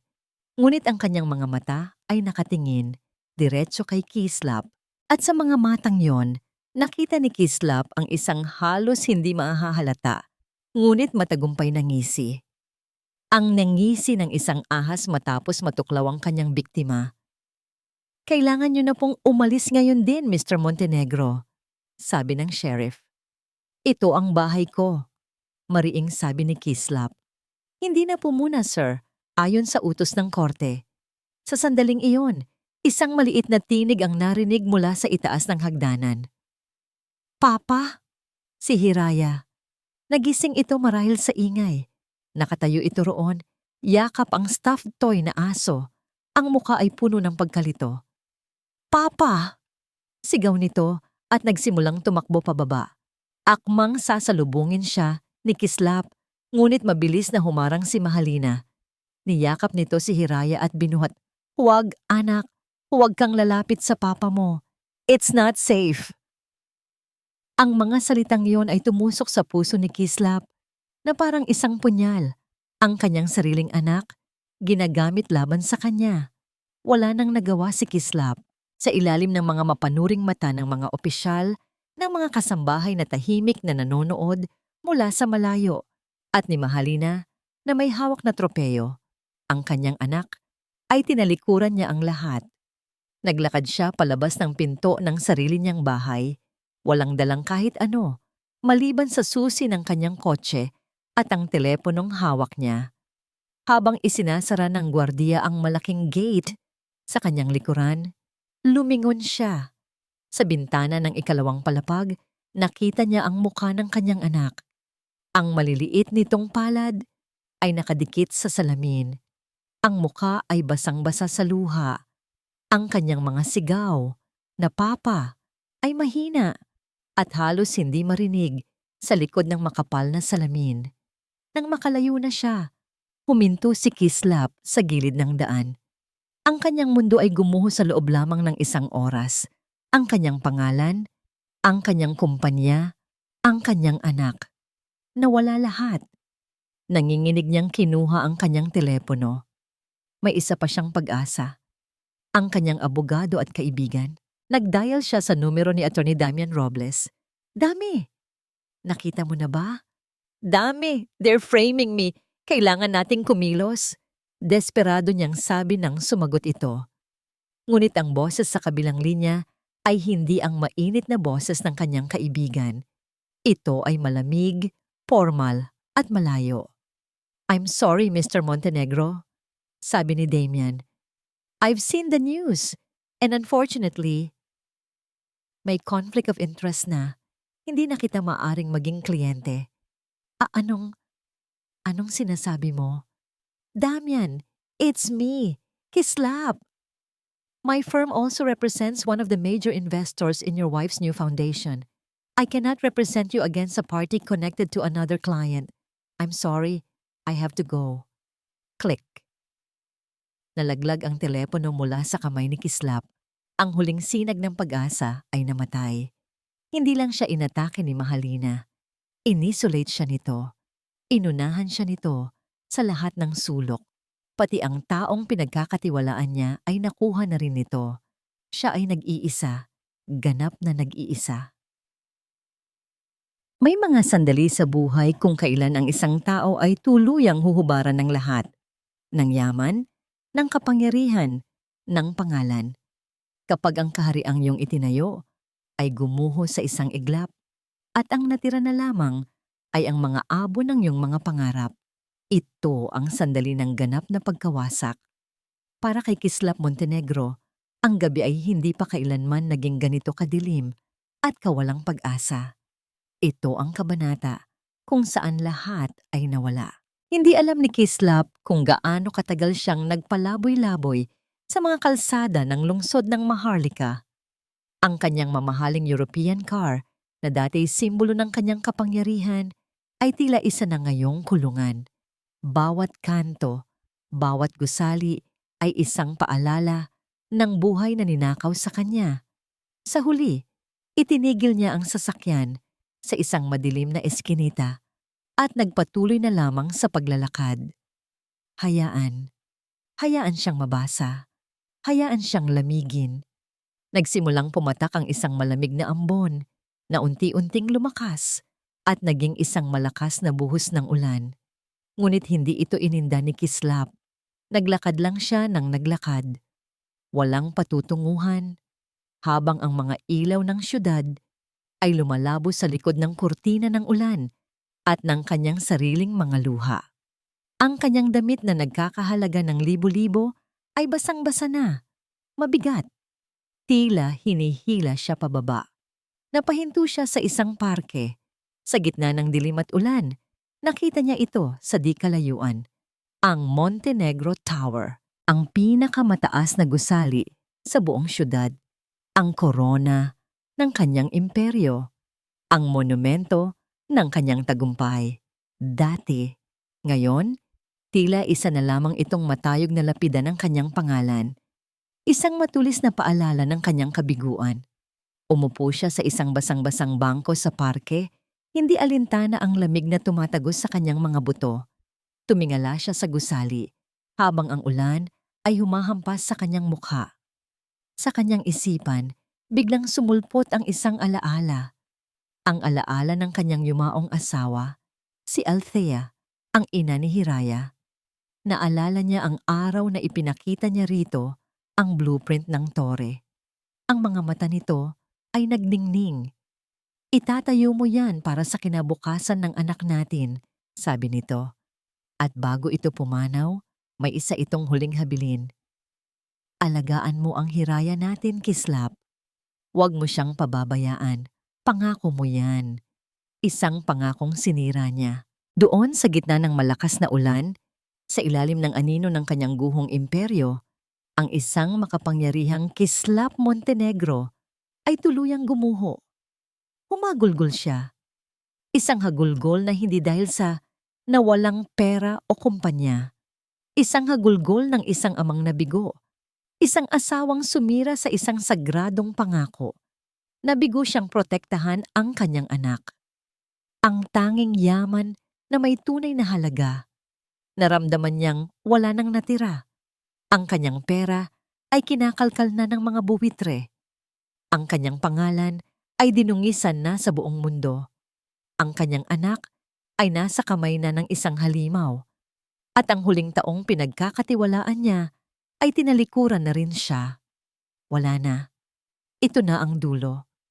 Sa gitna ng kanyang pagluluksa, ang lamig ay naging hindi na matagalan. Nanginginig. Kailangan niya ng masisilungan, kahit pansamantala lang. Tumayo siya, ang kanyang mga binti ay tila walang lakas. At naglakad, patungo sa kaisa-isang lugar na may ilaw sa kalyang yon. Isa itong maliit na coffee shop, halos hindi mapapansin sa tabi ng mga malalaking gusali. Ang pangalan sa signboard na gawa sa kahoy ay simple lang. Kalinaw, kapayapaan. Isang salitang tila nangungutya sa kanya. Itinulak niya ang pinto. Isang munting kampanilya ang tumunog. Sinalubong siya ng isang mainit na hangin. May amoy ng kapeng bagong gawa at kanela. Ang loob ay simple lang. Ilang mesang gawa sa kahoy, mga halaman sa paso, at isang babaeng nasa likod ng counter, nakatalikod, at nagpupunas ng mga tasa. Umupo si Kislap sa pinakamalapit na mesa sa pinto. Nag-iwan ng basang marka sa sahig. Isinubsob niya ang kanyang mukha sa kanyang mga palad. Basang, basa, nilalamig, wasak. Hindi niya alam kung ano ang gagawin. Para siyang isang barkong nawalan ng layag sa gitna ng isang malakas na bagyo, umiikot-ikot na lang, naghihintay na tuluyang lumubog. Narinig niya ang mahinang yabag na papalapit. "Magandang gabi po," sabi ng isang boses. Isang boses na mahinahon at malambing, walang bahid ng paghuhusga. Hindi nag-angat ng tingin si Kislap. "Mukhang kailangan niyo po nito." Pagpapatuloy ng boses. Naramdaman niya ang paglapag ng isang bagay na malambot sa kanyang tabi. Isang malinis at tuyong tuwalya. Pagkatapos, isang mainit na tasa, ang maingat na inilapag sa mesa sa harap niya. Ang amoy ng mainit na tsokolate ay umakyat sa kanyang mga sentido. Dahan-dahan niyang ibinaba ang kanyang mga kamay at nag-angat ng tingin. Ang babae ay may edad na. Marahil nasa mga huling bahagi ng kanyang 40s o unang bahagi ng 50s. Ang kanyang buhok ay may ilang hiblanan ng kulay pilak, ngunit ang kanyang mga mata ay nagliliwanag ng isang payapang liwanag. Mayroon itong ngiti na hindi pilit. Isang ngangiting nagmumula sa isang pusong panatag. Inaasahan ni Kislap ang tingin ng awa o marahil pagtataka sa kanyang hitsura. Isang lalaking mukhang nalunod sa ulan at sa sarili nitong problema. Ngunit wala siyang nakitang ganoon. Tanging isang kalmadong pagtanggap. "Mainit na tsokolate," sabi ng babae. Ang boses ay mahinahon. Pampainit sa katawang nilalamig at sa pusong nanlalamig. Hindi umimik si Kislap. Tinitigan lang niya ang tasa. Ang usok na pumapailan lang mula rito na parang mga pangarap na naglalaho. Isang simpleng kabaitan mula sa isang estranghero. Isang bagay na halos kinalimutan na niya kung paano tanggapin. "Pasensya na po sa abala." Sa wakas ay nasabi ni Kislap. Ang boses ay paos at basag. Umiling ang babae. Walang anuman. Ang ulan ay hindi namimili ng babasain. Ngumiti itong muli. "Ako si Liwayway." Hindi sumagot si Kislap. Ano ang sasabihin niya? "Ako si Kislap Montenegro, ang taong pinag-uusapan sa lahat ng balita ngayon." ang magnanakaw, ang nang-aabuso, ang talunan. Tila nabasa ni Liwayway ang kanyang pag-aatubili. Tumalikod ito at nagsimulang maglakad pabalik sa counter. Magsasara na rin po kami maya-maya, sabi nito. Pero huwag po kayong mag-alala. Ubusin niyo po muna yan. Magpatila po muna kayo ng ulan. Walang magpapaalis sa inyo. Ang mga salitang yon ay tumama kay Kislap nang higit sa inaasahan niya.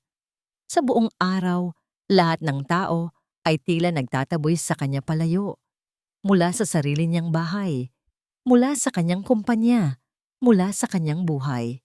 Ngunit dito, sa isang maliit na kapihan na hindi niya alam na nag-i-exist, isang estranghero ang nagsasabing pwede siyang manatili.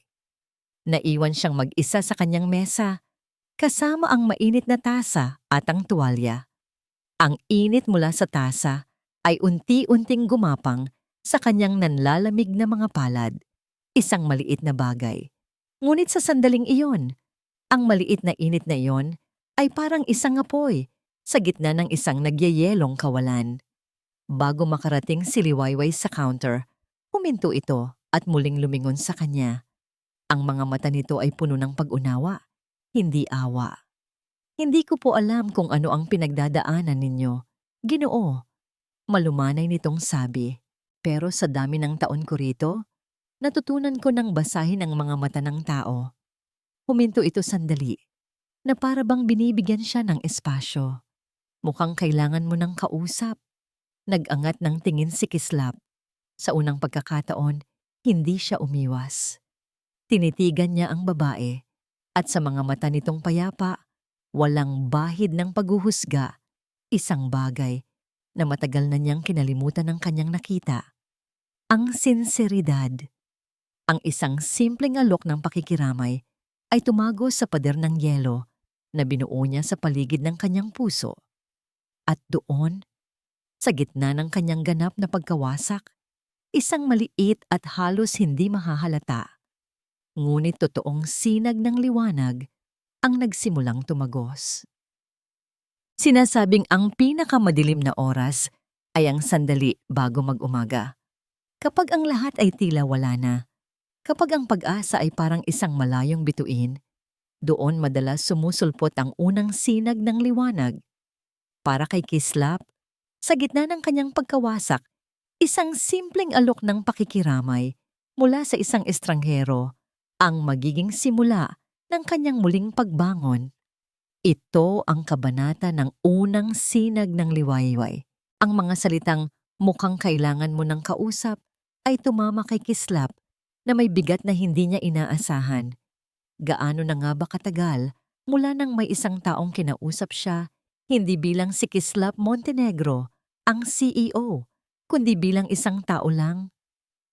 Sa ilalim ng maamong liwanag ng munting kapihan, sa harap ng isang babaeng hindi niya kilala, gumuho ang lahat ng pader na kanyang itinayo. Wala na siyang yaman na kailangang protektahan. Wala nang reputasyong kailangang pangalagaan. Wala nang natira, kundi ang hubad na katotohanan ng kanyang pagiging isang bigong ama. At nagsimula siyang magsalita. Sa simula, ang kanyang mga salita ay putol-putol, tila mga piraso ng isang basag na salamin.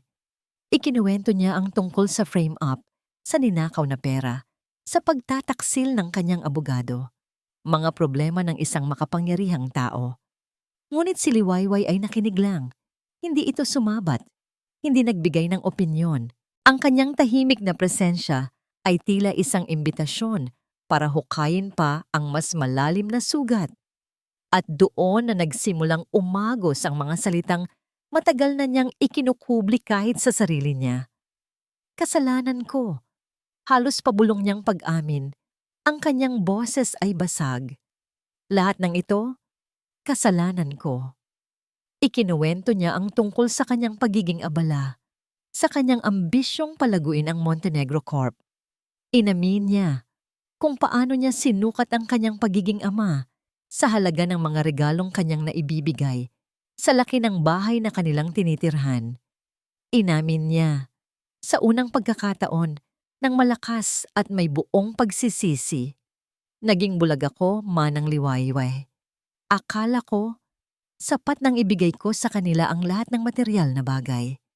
Akala ko, ang pagtatayo ng mga gusali ang magpapatunay na isa akong mabuting ama. Pero habang itinatayo ko ang imperyo ko, hindi ko na malayang ginigiba ko na pala ang sarili kong tahanan. Mas inuna ko ang mga gusali kaysa sa sarili kong anak. Ang huling mga salita ay tila sumakal sa kanya. Doon, sa harap ng isang estranghero, umiyak si Kislap Montenegro. Hindi isang marahas na hagulgol, kundi isang tahimik na pag-agos ng mga luhang matagal nang naipon. Luha ng isang amang sa wakas ay nagising sa katotohanan. Hinayaan lang siya ni Liwayway. Nang tumahan na siya, kumuha ito ng isang basong tubig at inilapag sa kanyang harapan. Natutuwa akong marinig yan. Malumanay nitong sabi. Napakunot ang noo ni Kislap. Ang alin? Ang pagiging palpak ko? Umiling si Liwayway. Isang maliit na ngiti ang sumilay sa kanyang mga labi. Hindi. Ang pag-amin mo.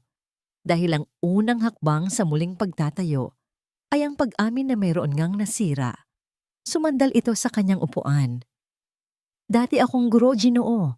Sa loob ng 30 taon, ang trabaho ko ay hubugin ang mga bata.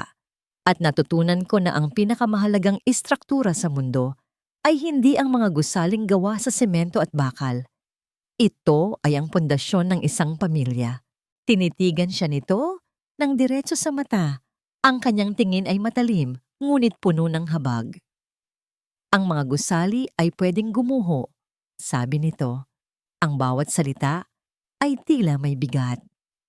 Ang pera ay pwedeng mawala, pero ang pundasyon ng isang ama ay hindi dapat masira at hindi pa huli para sa'yo. Naririyan pa rin ang pundasyong yan. Kailangan mo lang tanggalin ang mga basurang nakatabon dito at muli itong itayo. Ang mga simpleng salita ay tumama kay Kislap na parang isang kidlat. Ang pundasyon ng isang ama. O, winasak ni Mahalina ang kanyang kumpanya, dinungisan ang kanyang pangalan. Ngunit ang kanyang pagiging ama, ni Hiraya, walang sino man ang makakakuha noon sa kanya. Isang bagong lakas ang biglang dumaloy sa kanyang mga ugat. Ang apoy na akala niya'y tuluyan ng namatay ay muling nagliyab. Hindi na ito ang apoy ng ambisyon, kundi ang apoy ng pagmamahal ng isang ama. Hindi na siya lalaban bilang isang CEO na gustong bawiin ang kanyang kumpanya. Lalaban siya bilang isang ama na babawiin ang kanyang anak. Tama po kayo, sabi ni Kislap. Ang kanyang boses ay hindi nabasag. Mayroon na itong bagong tibay. Kailangan kong muling magtayo. Mabilis na tumakbo ang kanyang isipan. Ang kanyang utak na sanay sa mga komplikadong desisyon sa negosyo ay muling gumana. Ngunit ngayon ay may bagong layunin. Wala na akong abogado. Wala na akong pera sa bangko. Lahat ay naka-freeze. Sabi niya, mas para sa sarili niya kaysa kay Liwayway. Pero, may natitira pa akong shares sa kumpanya. Mga personal shares na hindi nila pwedeng galawin agad. Kinuha niya ang kanyang telepono. Hinanap niya ang numero ng isang pinagkakatiwalaan niyang stockbroker. Ito na ang desisyon. Isang desisyong tuluyan nang magwawakas sa kanyang nakaraan bilang si Kislap Montenegro, ang hari ng real estate. Ibebenta ko lahat, marin niyang sabi. Kahit palugi, kailangan ko ng pondo para sa legal battle na ito. Kailangan ko ng pondo para makapagsimula kami ni Hiraya. At pagkatapos, tanong ni Liwayway. Isang ngiti ang sumilay sa labi ni Kislap. Isang tunay na ngiti sa unang pagkakataon sa loob ng napakatagal na panahon. Pagkatapos, gagawin ko ang nag-iisa kong alam gawin. Magtatayo ako. Pero hindi na mga nagtataas ang toring walang kaluluwa. Pagpapatuloy niya. Magtatayo ako ng mga tahanan. Maliliit, pero matibay. Mga tahanan para sa mga pamilya. Tumingin siya sa paligid ng maliit ngunit maaliwalas na kapihan. Magsisimula ako sa maliit. Sa kanyang isipan, isang pangalan ang biglang nabuo. Isang pangalang sumisimbolo sa kanyang bagong misyon. Sinag Diwa Builders. Sinag mula sa liwanag na dala ng umaga. At diwa para sa kaluluwa at diwa ng isang tunay na tahanan. Habang tinatawagan niya ang kanyang broker, handa nang bitiwan ang nakaraan. Biglang nag-vibrate ang kanyang telepono. Isang tawag mula sa isang hindi rehistradong numero. Nag-atubili siyang sagutin ito. Iniisip na baka media na naman. Ngunit may nag-udyok sa kanya na pindutin ang answer button. Hello! Isang maliit at pamilyar na boses ang kanyang narinig, nanginginig at pabulong, na may kasamang pigil na mga hikbi. Pipapa? Nanigas si Kislap. Ang kanyang puso ay tila huminto sa pagtibok. Hiraya? Anak? Nasaan ka? Paano ka nakatawag? Gamit ko po ang telepono ni Yaya Lenny. Umiiyak na, sabi ng bata. Papa, miss na po kita. Kailan po kayo babalik? Takot po ako dito. Narinig niya ang isang boses ng babae sa background. Hiraya, bilisan mo. Baka mahuli tayo. Papa. At ang tawag ay naputol. Sa bawat kwento, mayroong isang araw ng pagtutuos.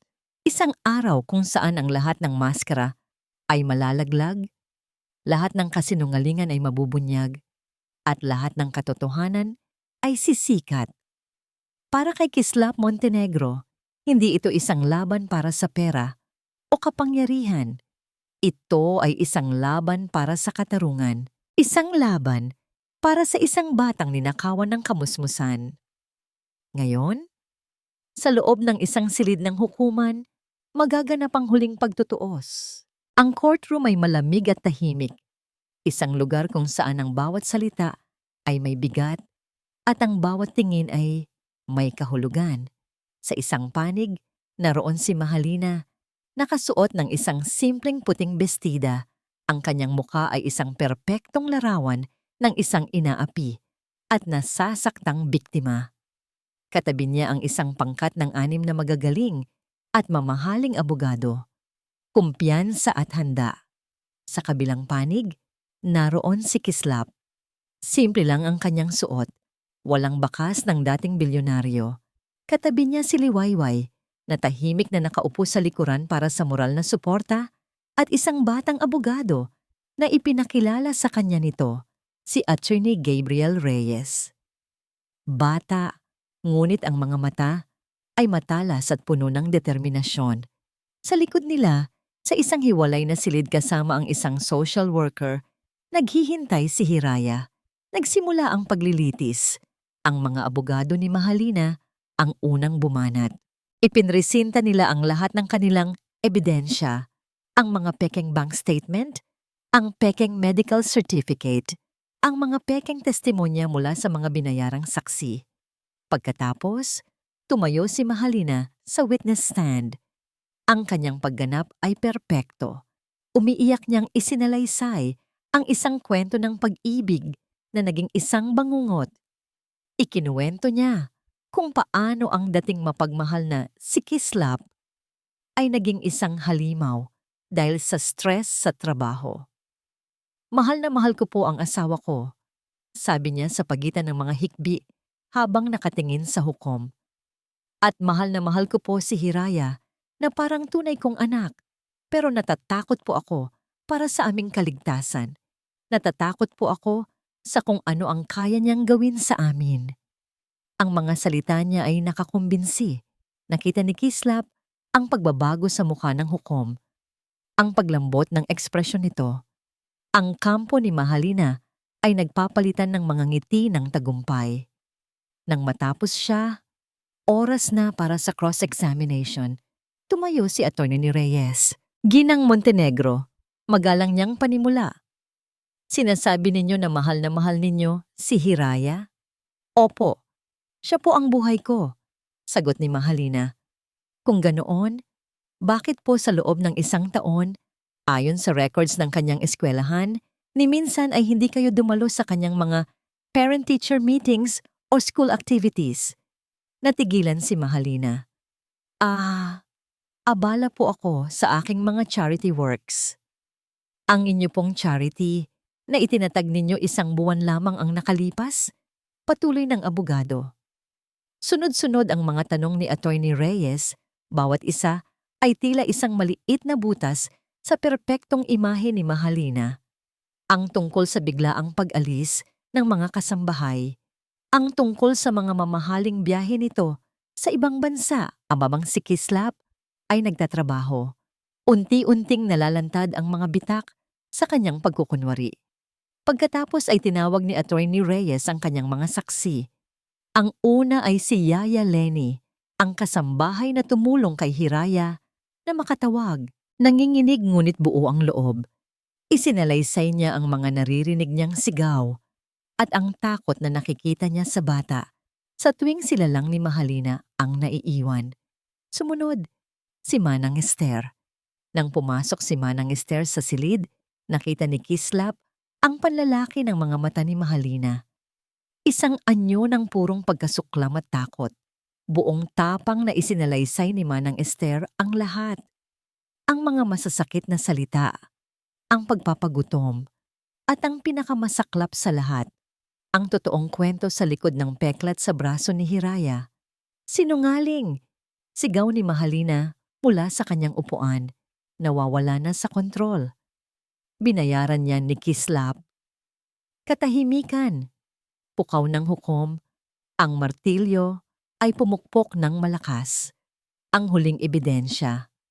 Kinuha ni Attorney Reyes ang isang maliit na audio player. Your Honor, mayroon po kaming isang audio recording. Ito po ay kuha noong araw na di umano'y nahulog si Hiraya sa hagdan. Sinubukan ng mga abogado ni Mahalina na harangin ito, ngunit huli na. Pinindot ni Attorney Reyes ang play. Ang katahimikan ng courtroom ay binasag ng isang nakakakilabot na tunog. Ang matinis at malupit na sigaw ni Mahalina. Hayop ka! Alam mo ba kung gaano kamahal yan? Walang kang silbi. Isa kang sirang laruan. Sinundan ito ng isang malakas na kalabog at ang nakakadurog pusong iyak ng isang bata. Walang sino man sa silid ang hindi natinag. Ang hukom ay napapikit na, para bang nasasaktan. Si Mahalina ay namutla. Ang kanyang bibig ay bahagyang nakabukas sa pagkabigla. Ang maskara ay tuluyan ng nalaglag. Ngunit hindi pa tapos si Attorney Reyes. At ang huli, Your Honor, sabi niya, habang isang TV screen ang ibinababa mula sa kisame. Isang video. Ang video ay malabo. Tila kuha mula sa isang nakatagong kamera. Ngunit malinaw ang mga mukha. Si Mahalina at si Hiraya sa loob ng kwarto ng bata. Isang araw bago ang paglilitis. Makinig ka, sabi ng Mahalina sa video habang mahigpit na hawak ang balikat ng bata. Kapag tinanong ka, sasabihin mong sinasaktan ka ng papa mo. Naintindihan mo? Kung hindi, malilintikan ka talaga sa akin. Iyon na ang huling dagok, ang huling pako sa kabaong. Napatayo si Mahalina. Ang kanyang muka ay isang pangit na larawan ng pagkatalo at galit. Hindi!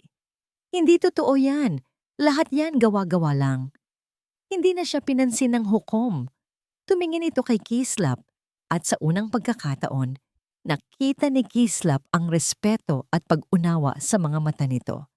Ang desisyon ay malinaw na, sabi ng hukom sa isang matatag na boses. Ang full and sole custody kay Hiraya Montenegro ay ipinagkakaloob sa kanyang ama, si Mr. Kislap Montenegro.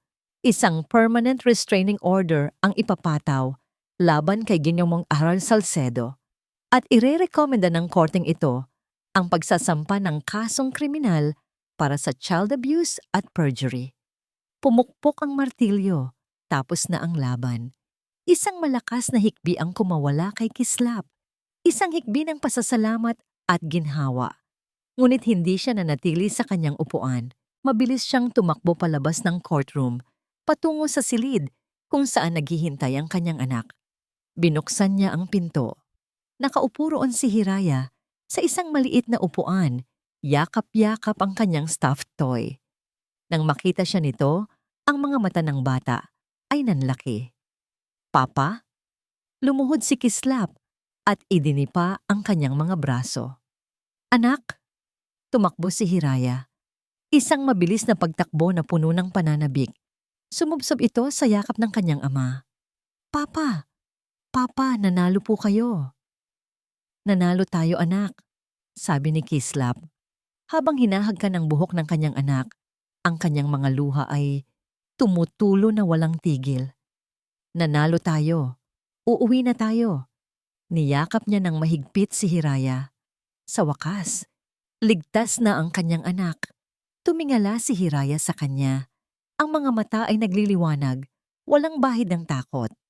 At sa unang pagkakataon, sa loob ng napakatagal na panahon, isang tunay, masaya, at maningning na ngiti ang sumilay sa mga labi ng bata. Ang isang digmaan ay hindi nagtatapos sa huling pagpukpok ng martilyo.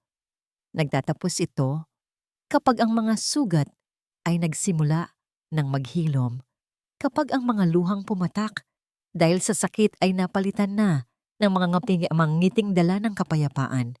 Para kay Kislap at Hiraya, ang pagtatapos ng laban sa korte ay simula pa lamang ng isang mas mahalagang paglalakbay. Ang paglalakbay patungo sa paghilom. Ilang buwan matapos ang paglilitis, ang pangalan ni Mahalina Salcedo ay unti-unti nang nawala sa mga balita. Siya at ang kanyang mga kasabwat ay hinarap na ang batas para sa kanilang mga kasinungalingan at krimen. Ngunit para kay Kislap, ang balitang iyon ay hindi na mahalaga. Ang kanyang mundo ay hindi na umiikot sa paghihiganti, kundi sa pagbubuo muli. Iniwan nila ang malamig at malawak na hacienda de Silangan. Ang mansyon na dati simbolo ng kanyang tagumpay ay isa na lamang paalala ng isang madilim na kabanata. Sa halip, lumipat sila sa isang maliit ngunit maaliwalas na bahay na may hardin. Ilang kanto lang ang layo mula sa kapihang kalinaw. Dito, ang sikat ng araw ay malayang nakakapasok at ang halakhak ng isang bata ay nagsisimula ng muling marinig. Ngunit ang paghilom ay hindi isang tuwid na linya. May mga gabi kung kailan nagigising si Kislap sa isang pigil na iyak mula sa kwarto ni Hiraya. Papasukin niya ito at dadatnan ng kanyang anak na nakaupo sa kama. Ang mga mata ay dilat sa dilim. Ang munting katawan ay nanginginig. Mga bangungot, mga anino ng nakaraan na pilit pa ring bumabalik. Sa mga gabing iyon, hindi nagsasawa si Kislap. Uupo siya sa tabi ng anak, yayakapin ito ng mahigpit at bubulungan ng mga salitang dati hindi niya alam sabihin. Shh, anak! Nandito lang si Papa. Malumanay niyang sasabihin habang hinahaplos ang likod nito. Ligtas ka na. Walang sino man ang muling mananakit sa'yo. Pangako yan. Mananatili siya roon hanggang sa muling maging mahimbing ang pagtulog ni Hiraya. Ang kanyang puso ay puno ng sakit para sa pinagdaanan ng anak. Ngunit puno rin ng pasasalamat dahil naroroon siya ngayon para pauwiin ang mga takot nito. Kasabay ng paghilom ni Hiraya ay ang muling pagbangon ni Kislap. Ang Sinagdiwa Builders ay hindi isang malaking korporasyon. Ito ay isang maliit na kumpanya na may iilang trabahador. Si Kislap mismo, ang dating CEO na laging nakasuit, ay madalas nang makikitang naka-hard hat at maong sa construction site. Ang kanyang mga kamay ay may bahid ng alikabok at semento. Ngunit sa kanyang mga mata, may isang bagong kislap, isang kislap ng kasiyahan at katuparan. Ang una nilang proyekto ay hindi isang nagtataasang gusali. Ito ay isang maliit na playground para sa lokal na komunidad, isang proyektong tinanggap niya kahit halos walang tutubuin. Isang hapon, inuwi niya ang blueprint ng playground. Inilatag niya ito sa kanilang maliit na mesa sa kusina. Anak, tingnan mo, tawag niya kay Hiraya. Ito ang unang proyekto ng Sinagdiwa, isang palaruan. Lumapit si Hiraya. Ang mga mata ay kuminang sa pagkamangha. Itinuro nito ang isang blangkong espasyo sa papel. Papa, walang slide? Ngumiti si Kislap. Saan mo gustong ilagay? Kinuha ni Hiraya ang kanyang mga krayola. Gamit ang kulay pula, kumuhit siya ng isang mahaba at paikot-ikot na slide. Sa tabi nito, gumuhit siya ng kulay asul na swing at isang kulay dilaw na araw na nakangiti sa itaas. Tinitigan ni Kislap ang guhit. Para sa iba, isa lang itong gawa ng bata. Ngunit para sa kanya, ito ang pinakamagandang disenyo sa buong mundo. Itinupin niya ng maingat ang blueprint. Okay, boss. Ito ang masusunod. Nakangiti niyang sabi. At sa aktwal na paggawa ng playground, siniguro niyang ang slide ay kulay pula at ang swing ay kulay asul. Sa kanilang bagong buhay, naging isang palaging presensya si Liwayway. Hindi siya nakikialam, ngunit palagi siyang nariyan. Minsan, may dala siyang mainit na pandesal sa umaga. Sa hapon, nagdadala siya ng merienda sa construction site. Umupo siya sa tabi ni Kislap habang nagpapahinga ito, nakikinig sa mga kwento nito tungkol sa pag-unlad ng proyekto. Ngumingiti siya kay Hiraya at ang ngiting iyon ay tila may kapangyarihang magpawi ng anumang natitirang anino sa puso ng bata. Naging kaibigan siya.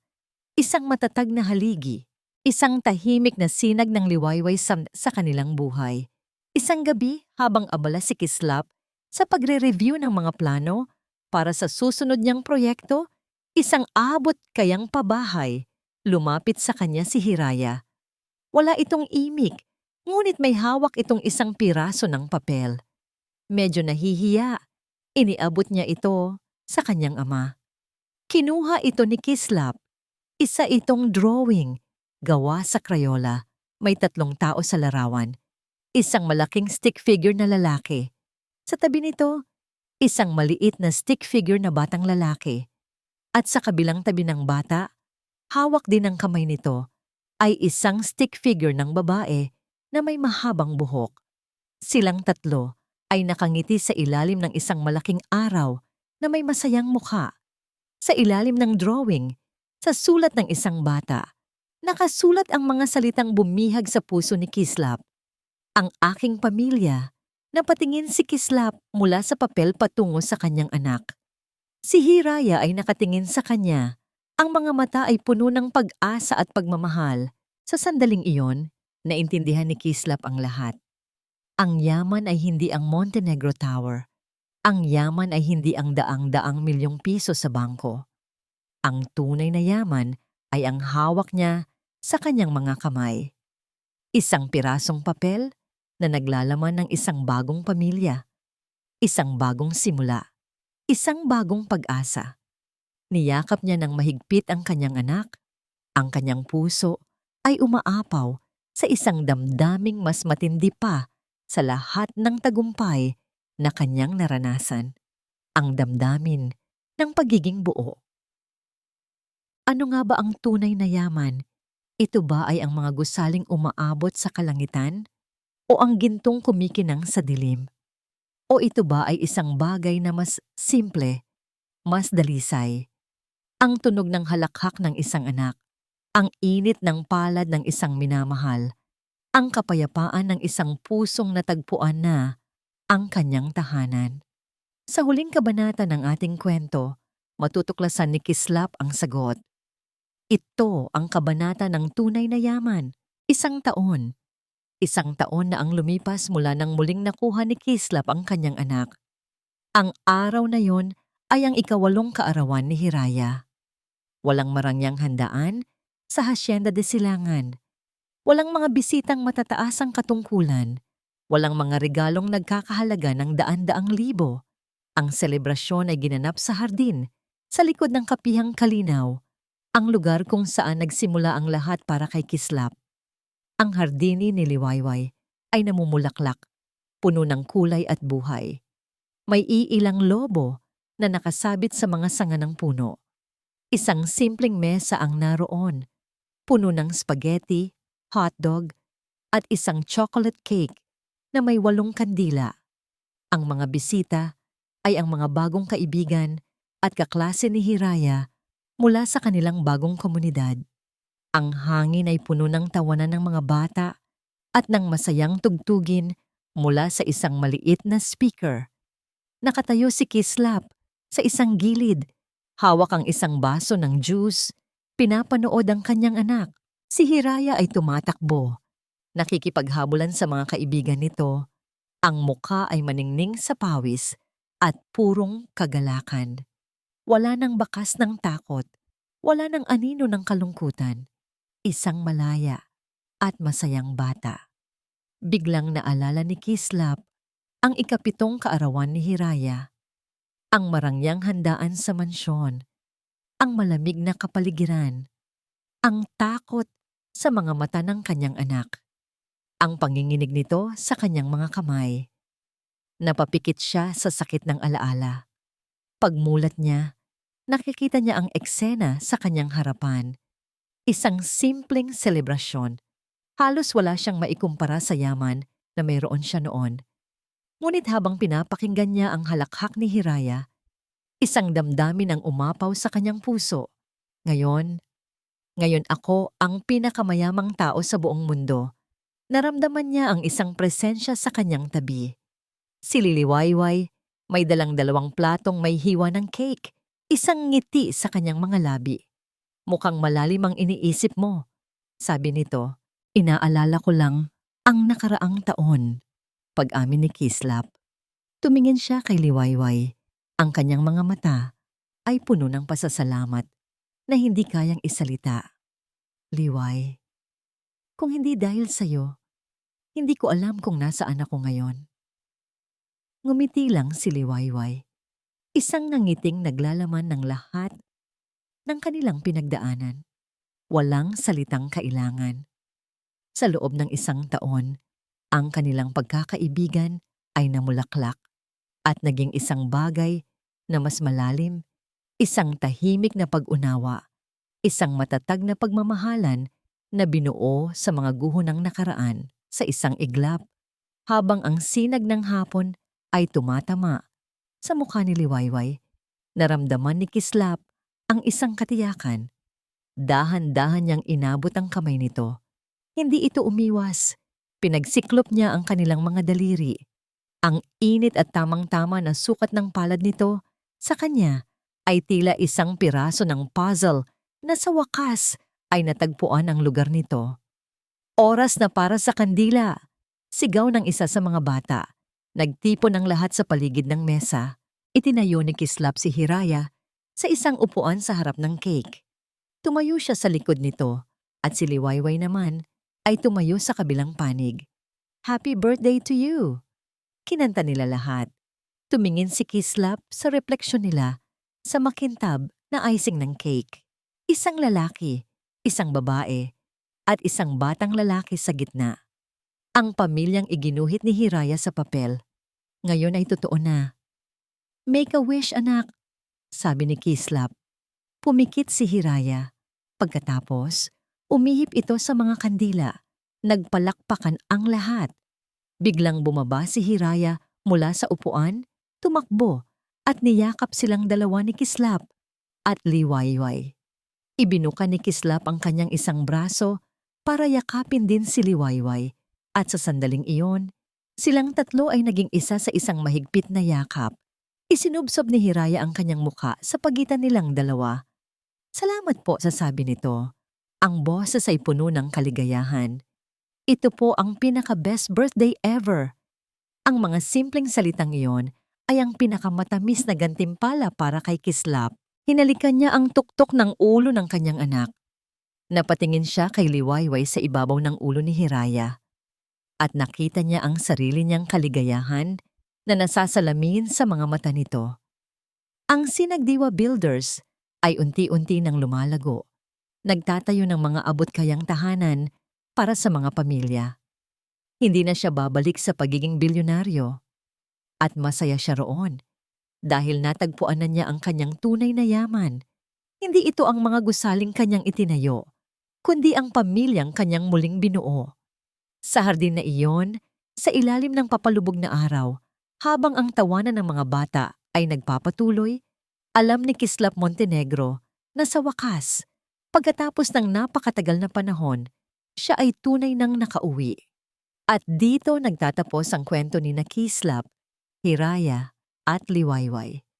Mula sa kaibuturan ng aming puso, maraming salamat sa inyong tapat na pagsama sa amin sa paglalakbay na ito. Ang pagsulat sa kwentong ito ay isang paglalakbay din para sa amin. Isang paglalakbay na puno ng emosyon, luha, at pag-asa. Sa bawat kabanata, pakiramdam namin ay kasama namin kayo. Sabay-sabay na sumusubaybay, kinakabahan, at sa huli, nagagalak para sa kapayapaang natagpuan ng ating mga bida.